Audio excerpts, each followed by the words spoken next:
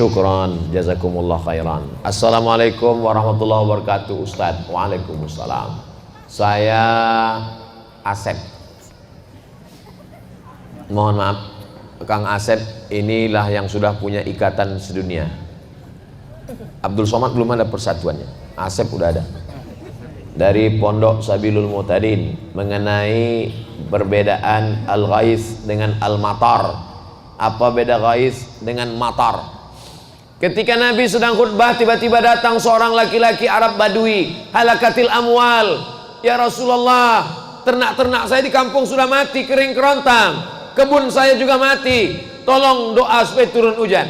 Nabi tidak mengatakan amtir, tidak digunakan kata matar, tapi digunakan kata ghais. Aghisna, aghisna, aghisna, turunkan hujan, turunkan hujan, turunkan hujan. Kapan penggunaan matar?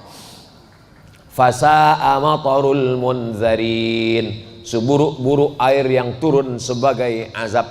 Amtir alaina hijaratan, turunkanlah hujan kepada kami batu.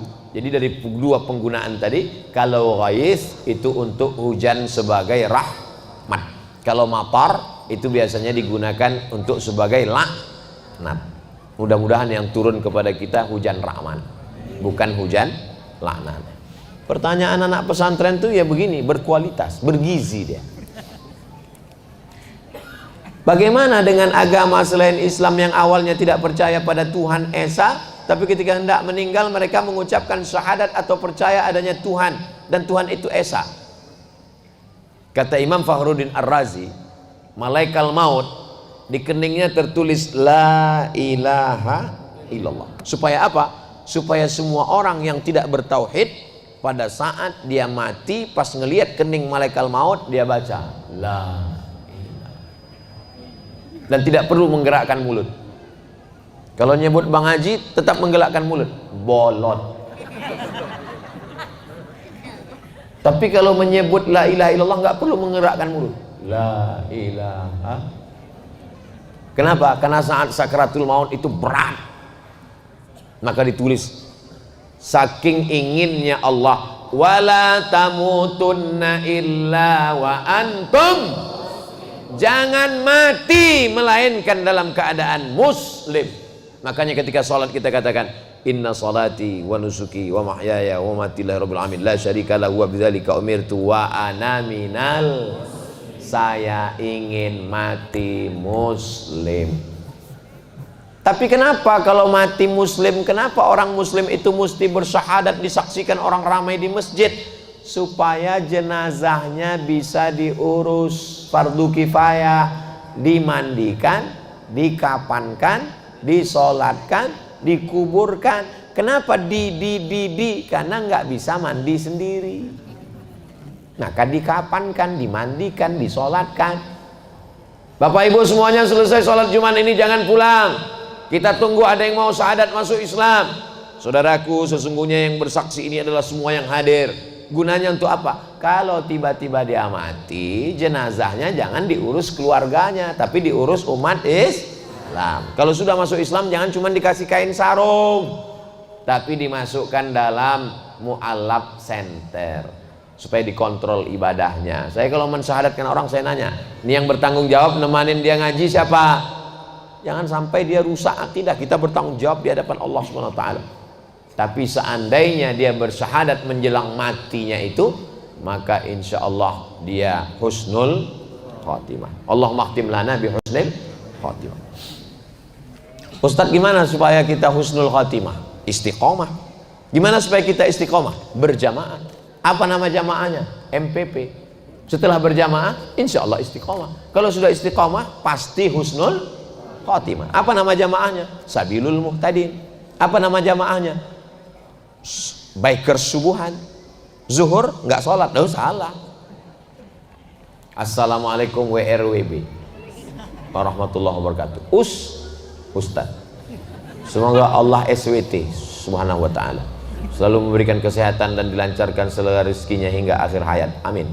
Saya ingin tanya, sekarang zamannya sosial media. Saya sering kali melihat video ceramah, tausiah, kajian berbagai ustadz, termasuk video ustadz. Alhamdulillah banyak sekali ilmu yang saya dapat. Ini mau nanya apa curhat? Tapi ayah saya pernah berkata kalau belajar itu ada gurunya. Loh, kalau nonton ceramah Ustaz Abdul Somad itu ada apa nggak ada? Ada kan? Saya yakin yang hadir malam ini ingin memastikan bahwa Abdul Somad itu ada di alam nyata. Jangan ngaji orangnya nggak ada. Ustaz Adi Hidayat itu ada?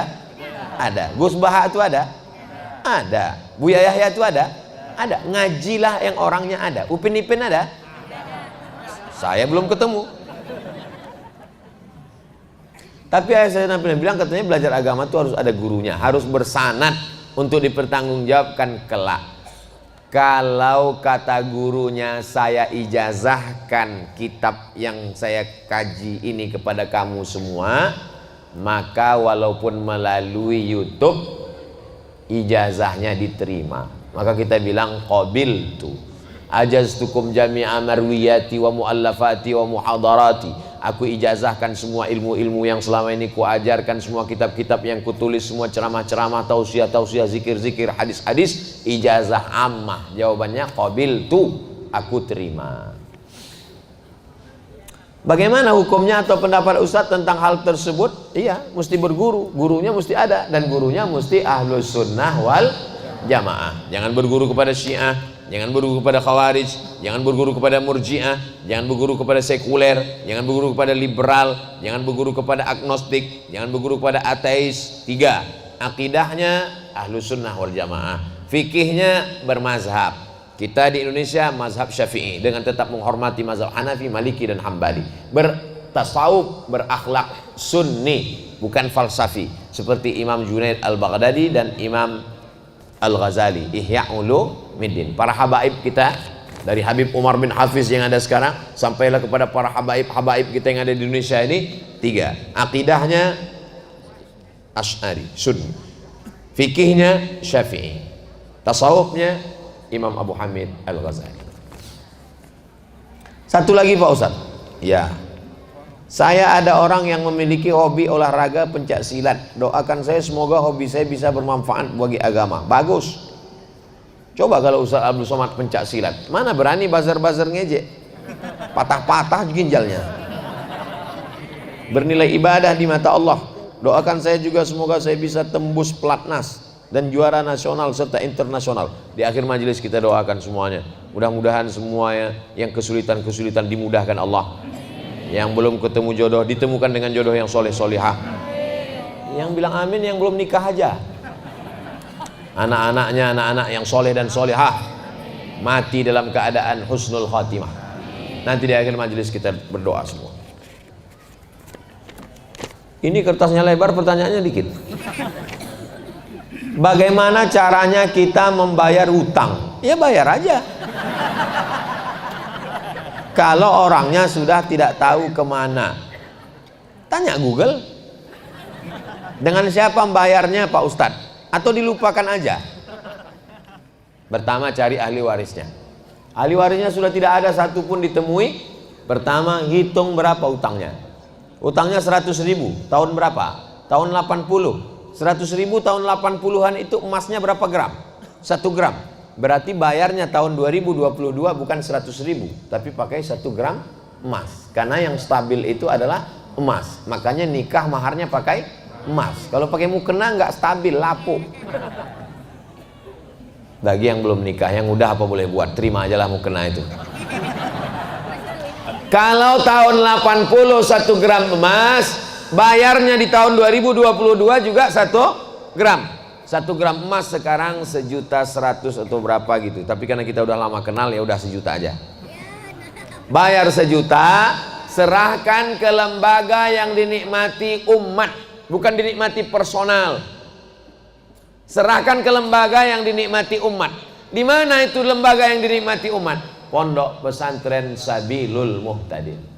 Nah, ini yang ragu mau bayar kemana? Nah, selesai ini sebelum setan datang, alladzi waswisu fi sudurin nas minal jinnati wan nas, segera temui Habib Jamal Al-Amudi, serahkan. Inilah dia beberapa keping uang emas. Berapa semuanya? Ya sekitar 3 ton lah. Insyaallah berdiri masjid insyaallah. Amin ya rabbal alamin. Begitu caranya bayar utang. Jangan sampai mati belum bayar utang, maka dia terkatung-katung tapi nggak ada roh. roh. Apa nama istilah roh? Roh gentayangan dalam Islam nggak ada, guys. Innalillahi wa inna ilaihi raji'un. Jangan nanti mana tahu ada orang di Pandeglang kerasukan setelah Abdul Somad meninggal di Riau. Dipanggil sama Habib. Assalamualaikum. Waalaikumsalam warahmatullahi wabarakatuh. Ini siapa? Saya Ustadz Abdul Somad. Itu bukan roh saya.